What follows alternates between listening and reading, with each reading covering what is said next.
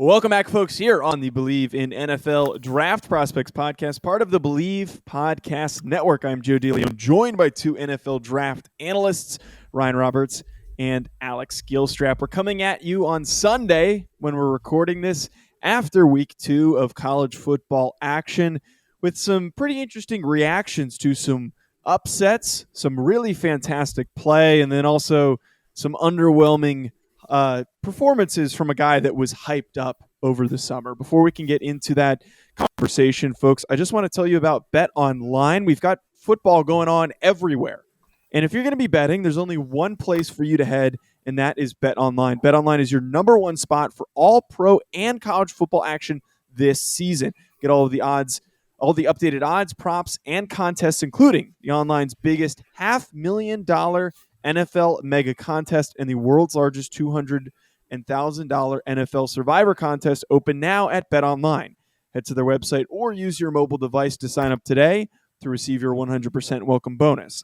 Take advantage of their opening day super promo. Make a bet, and that is no longer active, but they've got other promos that are happening. BetOnline is the fastest and easiest way to bet on all of your favorite sports. BetOnline, your online sportsbook experts. Producer Alex T, I'll give you a pass because we're very swamped right now for not sending out a read, but folks, definitely head on over to Bet Online. So, guys, we've got a lot to talk about. It seems like coming into the week, the expectation is we weren't going to have very much exciting stuff going on, but instead we end up with this Oregon-Ohio State game that was super exciting. The Washington-Michigan game ends up being competitive for a period of time, and then it kind of got away from Washington there in the end of the game. And then we also kind of got a glimpse at some of these other bigger name prospects. But I want to hop right into that Oregon-Ohio State game. I think that the expectation was that Ohio State was going to blow past a Pac-12 team, but instead we have a huge performance from C.J. Verdell, their running back. We have a really good game from safety Varone Mckinley, who's been on the show before.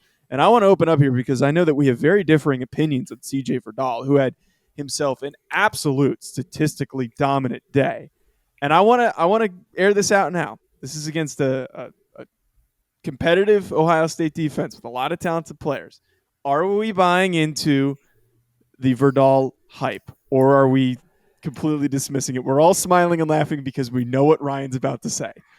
Well, I'm going to say that I don't know anything about C.J. Verdell, but I know who C.J. Verdell is. That's what we're smiling about, Joe.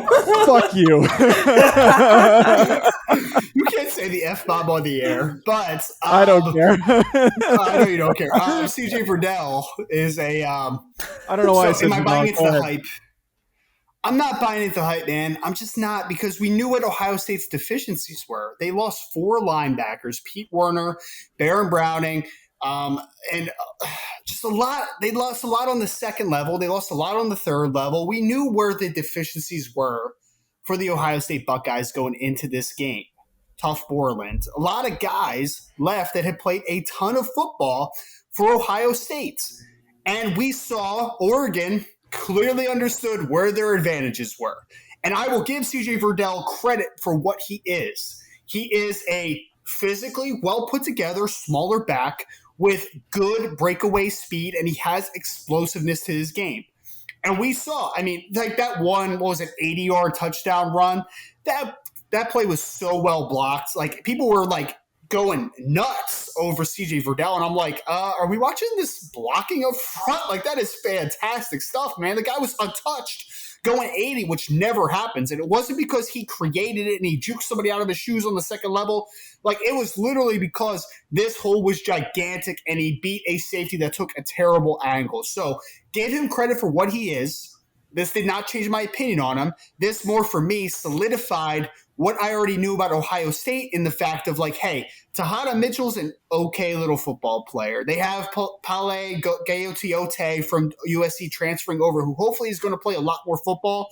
But on the second and third levels of the defense, Ohio State's not good right now, man. And that's the biggest takeaways that I had from this game. Not so much C.J. Verdell. It just kind of solidified what I already knew about Ohio State. So I don't know if y'all remember, but summer of 2019 going into 2020 season, I had C.J. Verdell. Never heard of it. Never heard of it. Well, let's just say I had CJ Verdell as RB5 going into the 2020 season. So I've been on the train before. Kind of fell off a little bit, and I see him I've kind of met in the middle with him. He's a day 3 running back. Let's not get it twisted. But this is someone that has a lot to like. I mean, he's a compact build, like you said, well put together, and he has physical traits that you can get behind at the next level. Vision is suspect at times.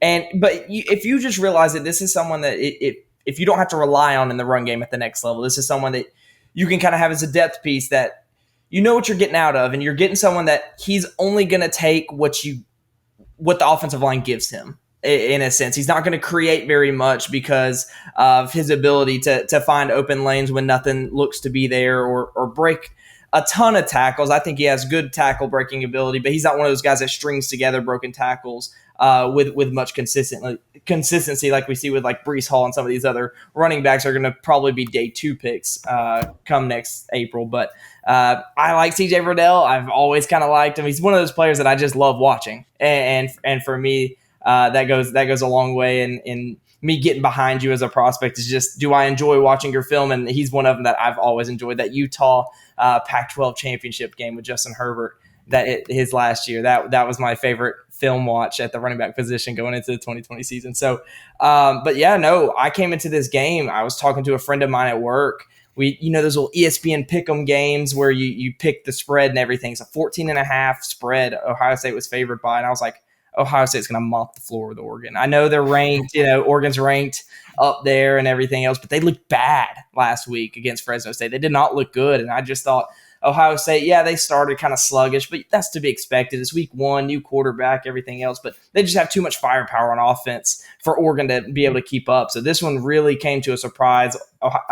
Ohio State had a bunch of defenders that I thought, could contain Oregon's offense enough for Ohio State's offense to outscore Oregon, and that just did not end up being the case. I know Oregon's defense came to play. They have defenders on that team, even without Kayvon Thibodeau, looked very, very good in this game and contained Ohio State's passing attack very well. So really impressed with Oregon. I know the AP poll came out a little higher than I know they beat Ohio State, but that's a little high.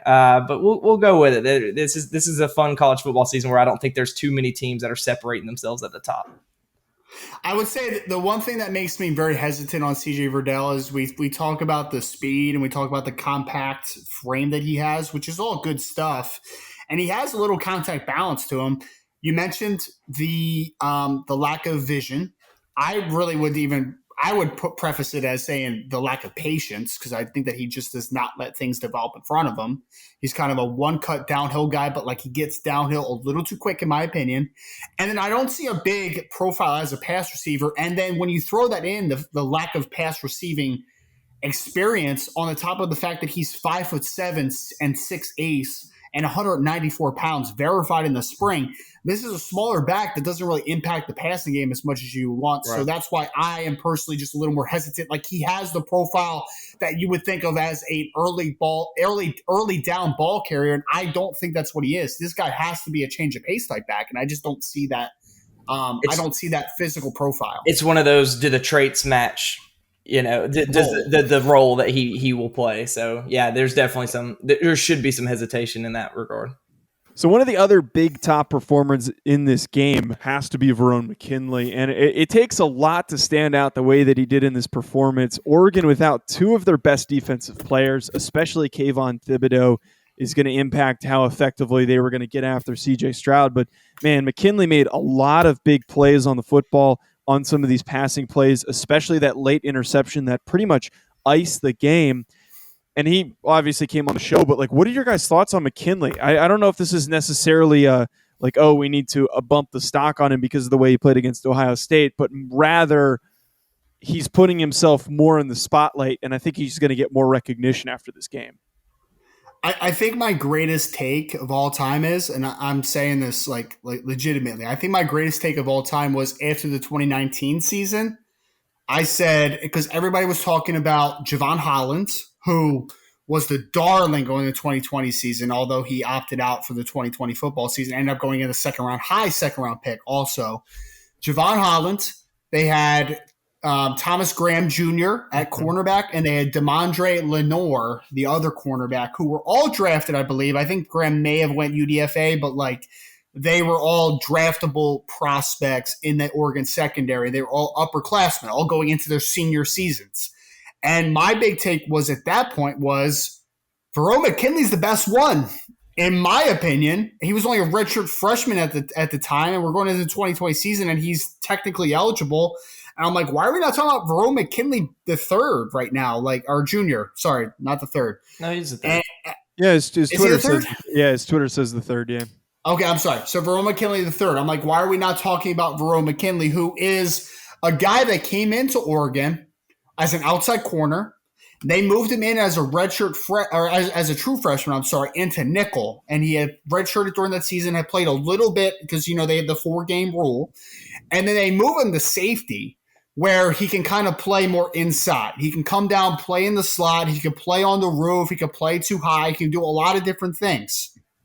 And I didn't think he had a great 2020 season. I graded him out as a high third-round pick, which was lower than I thought I was going to have him after the 2019 season because I thought his 2019 was fantastic, but 2020 was not fantastic because the season, the Pac-12 season, I think he only played in 4 games. There was a lot of moving parts. Thomas Graham didn't play. Demondre Lenore didn't play. Javon Holland didn't play. So, actually, Lenore played, but Graham and Holland did not play. So you're kind of there's a lot of moving parts, new pieces in the secondary. But McKinley, for me, is a guy who I think day one is a starting nickel in the NFL. And I think that he has some really good man instincts playing against slot receivers. I think that he has really quick feet. I think that he's very proactive in that role. And then on the secondary so far this year, in this game specifically against Ohio State, you saw some really nice, I don't want to say instincts because I think that he always has good instincts. I think he's always in a good spot. I think there's more proactiveness to him. I think that there are some points, and this is a tough conversation between safeties sometimes, there's doing your job, being in the right spot, and then being able to do your job, but also being proactive enough to come off of it a little bit and make a play on the football.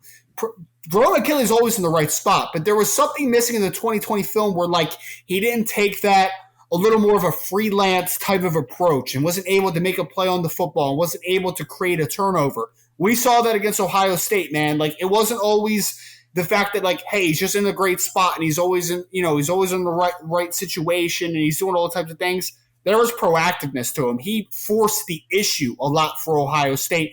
And I think when we're talking about a guy that can play a lot of roles in the nickel, playing safety, playing single high somewhat, I don't think he's a true single high safety, but playing in a plethora of roles, I think Varone McKinley is a good football player, man. And I wouldn't be shocked if he goes in the second round when all is said and done. Yeah, I mean, I didn't get to watch this game as quite as much as I wanted to, just being on the road towards Athens. But I mean, from what I was able to see, I mean, he looked like he just was always, like you said, in the right place at the right time. And, I didn't know that tidbit about him being a former corner converted safety. I thought he was safety the whole time, but you can kind of see that, because like you said, some of his best ball, because of his short area quickness playing in the slot, in man coverage, some of his best ball is in man-to-man coverage, like you said, in the slot. So, Varone McKinley is, he's someone that really did impress in week 2 here. First game that I really paid too much attention to Oregon. I didn't really watch anything on Fresno State, but I think the point you made about the 2020 season and the disappointment relative to expectations for McKinley and some of these other players, I think we're going to see that a lot. And I think we're going to see that a lot in the Pac-12. I think we're going to see a lot of football players come out of the Pac-12, especially because of their limited sample size in 2020, come out of nowhere or show vast improvement because they didn't have enough tape in 2020. So we're going into 2021 season during summer scouting. We're just watching 2020. So there's 4 games to choose from for a lot of these guys, 4 to 5 games. So we watch a few of them. We get the feel for what they look like in 2020, but they just didn't have that full season to put out, which is just rare, obviously, because this is something that's unprecedented, in the sport of college football. So I think this Pac-12 season is going to be really interesting, which makes me excited because I've always loved the late night games, those 10:30 USC games. I just love watching them. So I think Keaton Slovis is another guy we're going to look to see bounce back. I know health was one thing, but also having the limited sample size has hurt him. So I think in college football, we're going to see a lot of names come out of nowhere, a lot of names really improve, and I think that's going to be especially true in the Pac-12. One guy that everyone keeps talking about from Oregon is Mikel Wright, the cornerback for Oregon.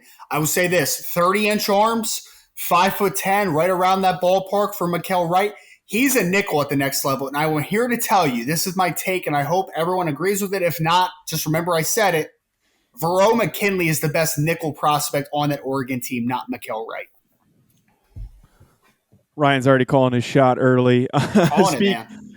Speaking of shots, we had a pretty good matchup despite this game being overall pretty terrible to watch. And I'm referring to the Michigan-Washington game.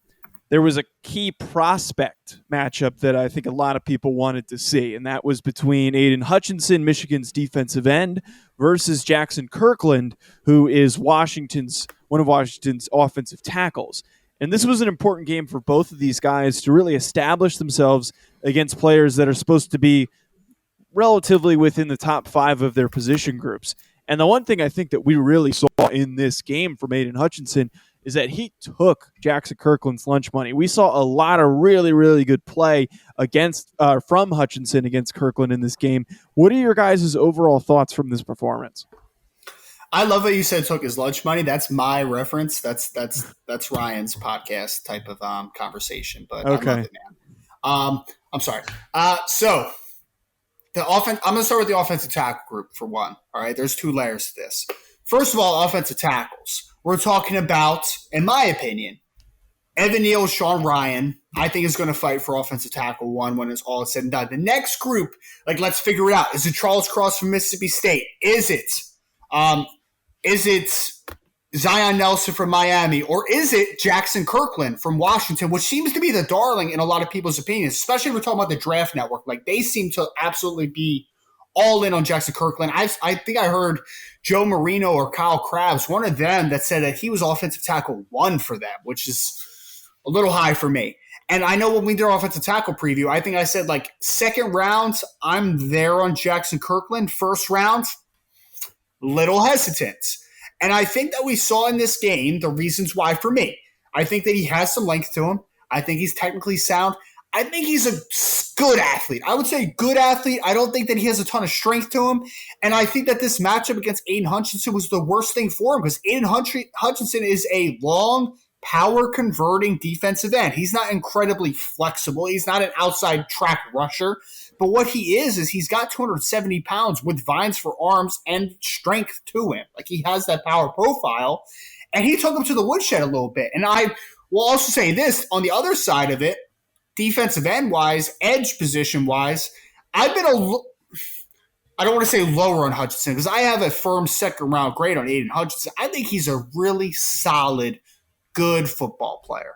I don't think Aidan Hutchinson I don't think that he's a high-volume sack guy. I don't even think he's a true 4-3 defensive end. I think this guy is a guy that can play some 5, can play outside a little bit, but he is going to play all over the defensive line. I don't consider him a true defensive end, a true edge prospect. I think that he is a guy that his alignment versatility is his big selling point. So was this a big bump for Aidan Hutchinson? I think it was because I think that at the end of the day, Aidan Hutchinson has a very good chance to go in the first round. Now, I think that that's more just I think that is a slight overreaction, to be honest. I don't think that he has traits where I would say he is a high-volume sack guy, so I wouldn't be so willing to draft him in the top 20, but I think he has a chance to go there because, let's call it what it is. The first 2 weeks, he's unblockable, and he just beat one of the best offensive tackles in all of college football. But I would just like to say that I think that this is a good representation of the fact that this edge class is phenomenal and this offensive tackle class is not right now. There's a lot of question marks, and I don't think for us right now that this offensive tackle, Jaxon Kirkland, speaking out of Washington, has done anything to erase those. There is 2 very good offensive tackle prospects in this class, in my opinion, that still have a little growth to be had. And then there's a whole lot of question marks. I don't think Jaxon Kirkland answered it, and I think Aidan Hutchinson is doing the best of his ability to be in that tier with Kayvon Thibodeau. He will never get there, but the Kayvon Thibodeau, George Karlaftis, Myjai Sanders, Adam Anderson, to be in that next group of defensive end prospects, I think he has a chance to get there with his alignment versatility. Yeah, going in coming out of the summer, or maybe it was going into the summer, because we've talked about Aidan Hutchinson for a year now because he was draft eligible last year. He's been a name. So going into this summer, I knew I was going to be. I just expected to be a little lower on him, and I liked a little bit more of what I saw in 2020, but I just wasn't all the way there, as we talked about in our Edge preview show over the summer. But I think I kind of undersold his athleticism a little bit personally. And it's not from like an explosiveness standpoint like it is with some of these other guys, Myjai Sanders, Adam Anderson. I think he's flexible.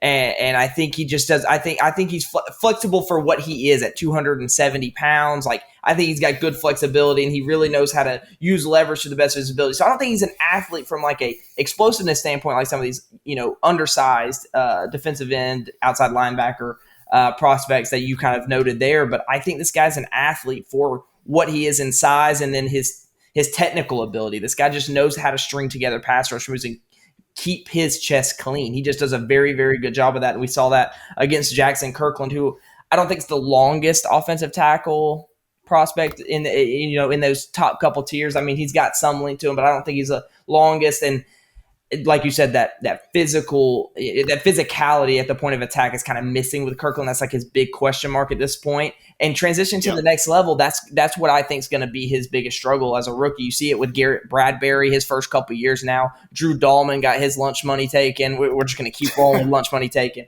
Drew Dahlman in the preseason got his lunch money taken. And so these are some of those interior offensive linemen that really have been exposed for a lack of play strength. And Jaxon Kirkland on the outside kind of has a lot of those similar weaknesses and physically. So Aidan Hutchinson just did a good job of maximizing his abilities by exposing Jaxon Kirkland's biggest negatives. So Aidan Hutchinson, I think, is someone that I think I'm a little bit higher on him. I think this is someone that I would peg probably late first round to one of those playoff teams that just needs some extra juice as a rotational guy early on that can solidify himself as a versatile chess piece on the defensive line, like you said. But Aidan Hutchinson really, really had an impressive performance, and he's 2 weeks now. He's really impressed me.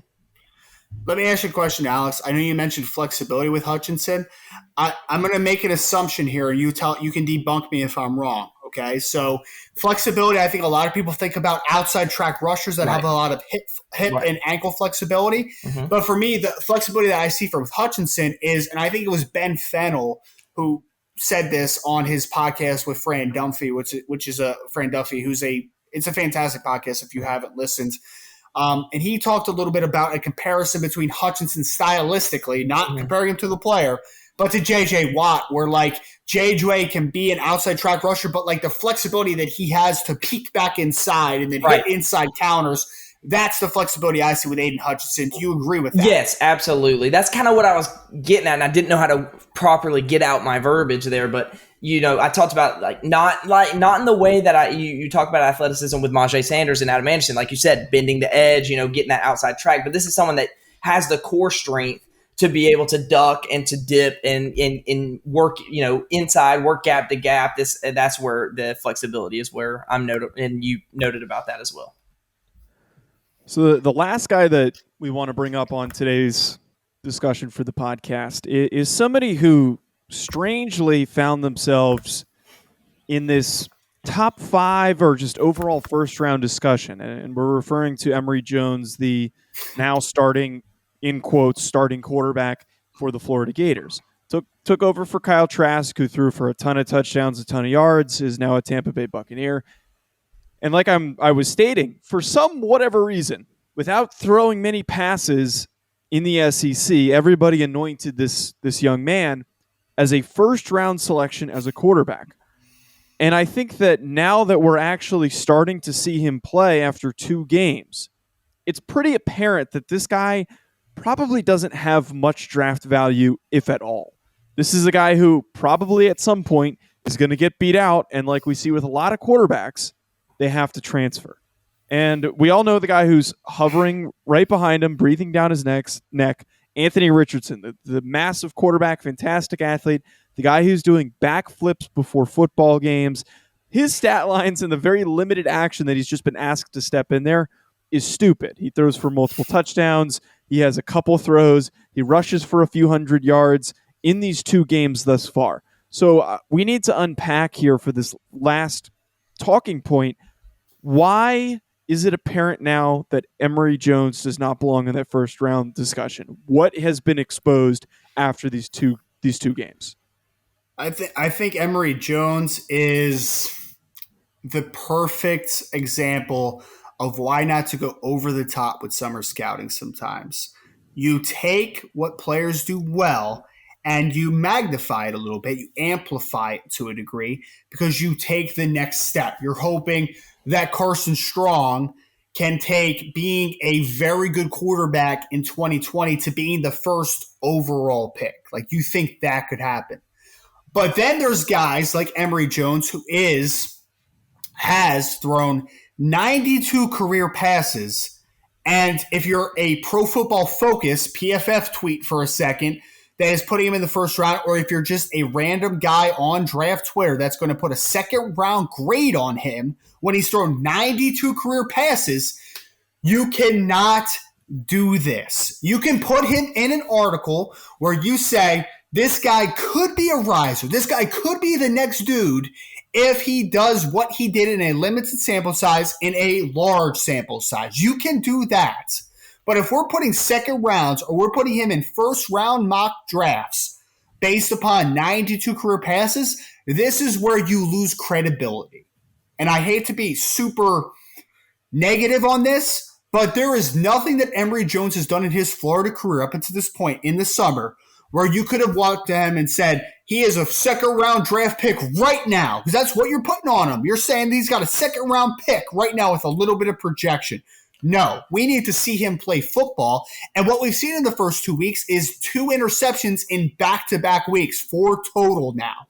And we're seeing a guy behind him, Anthony Richardson, who's probably more talented, who's definitely bigger, definitely faster, and has put up better stat lines in also a smaller window of opportunity. So will he overall be a better quarterback? We don't know. But what we know right now is Emery Jones is not good. He's 6'2", 210, 215 pounds, which is okay size. He's a very good athlete. He's a good athlete. There's no doubt about it. But he hasn't shown growth in the passing game. He hasn't shown growth as a playmaker out of structure. He hasn't shown comfortability in structure. And then he's got a young man that is 6'4", 240 pounds, doing backflips before the game, throwing 3 for 3 for 170 yards and running for 100-plus yards back-to-back weeks, threatening him. And I'm sorry to say this, Emery Jones is a good example of what not to do in summer scouting. People made mistakes this year, and they need to learn from it. Well, talk about small sample size and spinning it positively. That's what you should be doing with Anthony Richardson. We saw a very, very limited amount of snaps where this kid's playing quarterback, and the stat lines that he's produced is stupid. The throws that he's produced and the rushes he's produced is stupid. That's stuff that you react positively to, not what we saw with Emery Jones, I think, in the past. So I think that's a really, really good point that you just brought up there, Ryan. Alex, what do you think? Yeah, so I think going to your summer scouting point, I think we're dealing with varying methodology. That's the word I'm looking for, I guess. Sure. Definitely not mythology. Yes. Go for it. Not mythology. Let's use mythology. No. Yeah, right. So I think it's just like a varying idea of what summer scouting is. And for some people, it's and it's obvious for those that threw the second round grade or threw him in first round in mocks, talking about Emery Jones, they're building a little bit too much projection. And that's what we do in the summer leading up to a new draft class is we're looking at projection. And that's where you get those articles that are saying this guy could rise, this guy could be this. But to throw a grade on him, a preliminary grade of a second round grade, that's saying this is what this guy is right now. So while I agree in a limited sample size, there was some promise, there were some things to like, and there's reason to believe that this guy could rise with a much larger sample size. That's where the difference is, and that's where the point you're making, Ryan, makes so much sense, is you can't throw a grade saying this, because a grade is saying this is what he has earned. Just like in school, let's go back to school. Like, you earn a grade, it's because this is what you earn. He has not earned a second grade yet. You may believe this guy could be a second rounder, building in projection and based on your expectations of him going forward up into the draft. But to put a second round grade on him right now is saying that is what he is, and that is not what he is right now. And that is not what it looks like based on 2 weeks into his 2021 trajectory, what he's going to be. It's so well said. It's like giving a kid we're talking about school terms for a second. It's like giving a kid an A+ on a test and then ignoring everything else. He didn't do anything else this semester, but like, hey, we're still going to give an A+. Like, that doesn't make any logical sense. This is about a full scope of work, and you said it perfectly. If you are sitting down and you're watching this player and you are grading all his attributes and grading his career up to this date, and you are putting a round projection and a final grade on a player, preliminary reports, then you are saying that guy is what the grade tells you he is. Because, like, hey, what if Emery Jones got hurt before the first game and he didn't play all year? What changed the fact that you gave him a second-round grade in the summer? What changed anything? You said he was a second-round player. He didn't play. That's not how that works, man. Put him in a rise or fall category. Put him in an article where you say, like, he could be the riser. This is the same thing as I just said. Varone Mckinley, coming out of 2019 when I graded him, would have been an early second-round player. And then I graded his 2020, which was not as good, and he's a third-round projection. And right now, I feel like that's probably too low. He's probably a better football player than a third-round caliber player. But when I graded him, that's what he was. So we need to define the lines between grading a football player and then making an article about a guy that could be a riser. There's a big, big difference between the two right now. Yep. We'll wrap today's show with our players that caught our eye. Before we do, though, folks, I just want to remind you about Play Action Pools. Bleav right now is doing a fantastic contest that has some fun prizes. Make sure you get in on the action with our PlayActionPools.com Football Pick'em Challenge, which is open to everyone. Here's how it works. Sign up for our contest, Bleav Football Pick'em at PlayActionPools.com, and then get your picks in each week. We're going to select the 10 highest profile games of the week between the NFL and college football. Whoever gets the most picks correct each week will win a pair of electric sunglasses and a pair of DC shoes. Again, go to PlayActionPools.com and sign up for the contest, Bleav, BLEAV, Football Pick'em. And if you plan on hosting your own football contest, go to PlayActionPools.com today. They've got Survivor, Pick'em, as well as cool sportsbook-style concept called Build Your Bankroll. PlayActionPools.com, your new home for all of your office sports pools. So, guys, wrapping us up with what is a fantastic, fun topic to hit here quickly. Guys that caught your eye. Ryan, you've got two ones. Give us the quick rundown on these two players that really popped off to you. I have three, and I'm going to run through this very quickly because I had to cheat. I had to throw an FCS guy, which I knew it would be allowed, so I threw an FCS guy in there. Trey Self, quarterback Stephen F. Austin, I keep talking about him. I'm going to keep talking about him because nobody else is. I'm telling you right now, the kid can play. The kid, I'm not going to say he's going to be a draftable player, but I'm telling you right now that he's going to be in a camp, and I think he's got a shot to stick if he's in the right situation. Working against Texas Tech was 38 for 58 for 340-plus yards, a touchdown, no interceptions, almost led them to an upset. It was 28-24.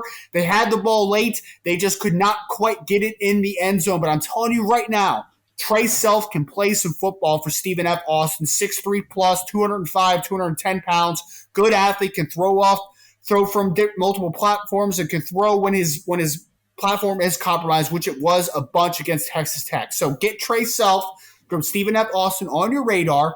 But the guys that I really want to talk about real quick that are on the main radar is, for the first time in some time, Kentucky all of a sudden has an offense. And a lot of guys want to talk about Wandel Robinson, and they want to talk about Chris Rodriguez, which I think Alex is going to talk about in a second. And I want to talk about Will Levis, the quarterback, the transfer from Penn State, who is having a great start to the season. But I want to talk about the offensive tackles for Kentucky. Dary Rosenthal was a player that I really loved this summer out of LSU. I thought he had some pretty solid tape.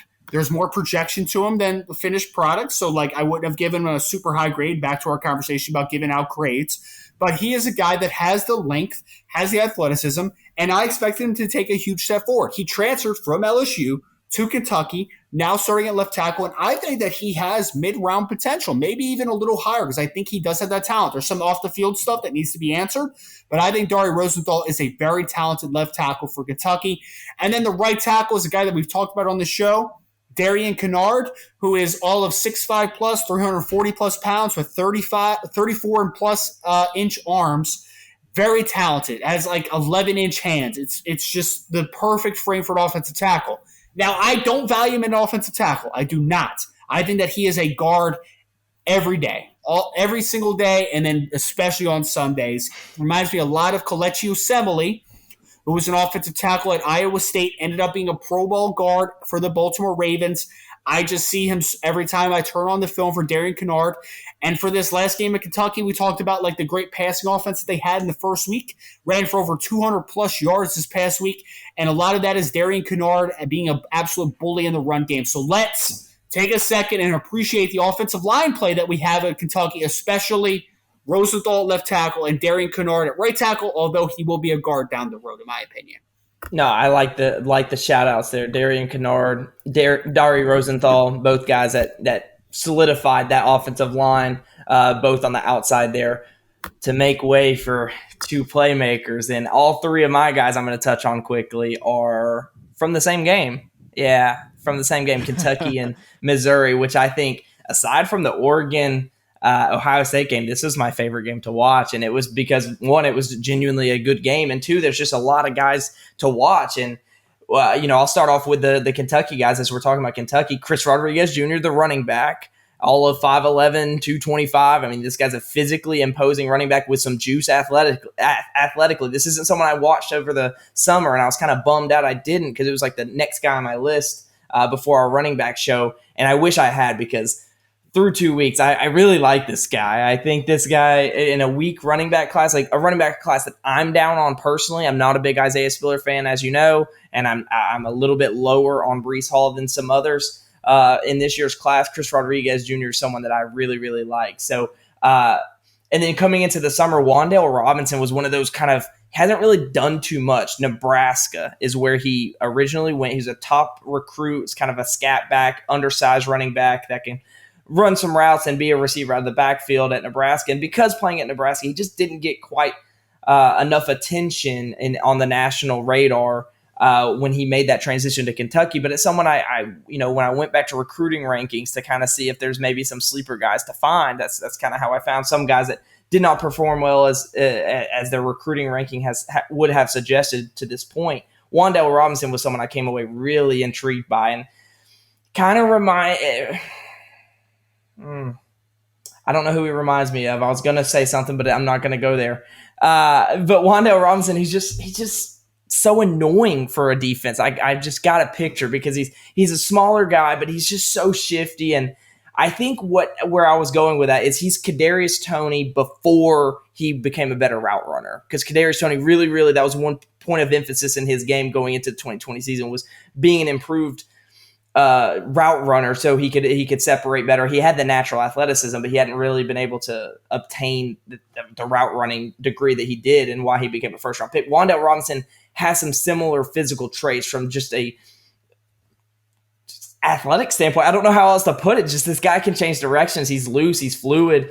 And he just has a knack for making big plays, whether that's as a runner or after the catch or out of the backfield, or this is someone down the football field at the catch point making plays down the football field. So both of those guys at Kentucky are really, really intriguing. And then Missouri's Tyler Beatty. This is someone that I was told by Alex Simpson, good friend through Draft Twitter, to watch over the summer. And I wish I had. I didn't get to him either. But Tyler Beatty is someone that can kind of do it all. He was our leading receiver and leading rusher in this game, and a good, I think a pretty good Missouri offense, to be fair.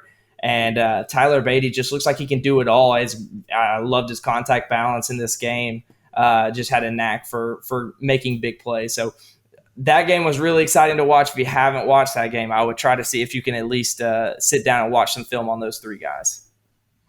Tyler Beatty, real quick. I put out a tweet this morning that literally said, I'm in on Tyler Beatty. I can't believe that Missouri for multiple years has chosen to run Larry Roundtree as their lead back when they had Tyler Beatty. I know Beatty's smaller. I get that there might not be a huge projection with him as a lead ball carrier at the next level. But my dude, as a multiplicative athlete, the ability to win in the run and the pass game, and I think he's a better runner, more physical runner than maybe given credit for. But my dude has some legit juice, has great hands in the pass game. This kid is legit. I think that he could go day 2 because I think he's that type of football player. Better version of Michael Carter from North Carolina last year. I'm all in on Tyler Beatty. Like it. Well, let's wrap up on that very definitive note by Ryan there. Folks, be sure to follow us on social media at NFL Prospects Pod, at Joe DeLeone, at Rise and Draft, at Alex Gilstrap, and at Bleav Podcasts. Also head to riseanddraft.com. Hit the subscribe button wherever you're listening, and also follow us and subscribe on YouTube, NFL Prospects Pod. Thank you for tuning in, folks. We'll talk to you soon, and stay tuned for some fantastic interviews.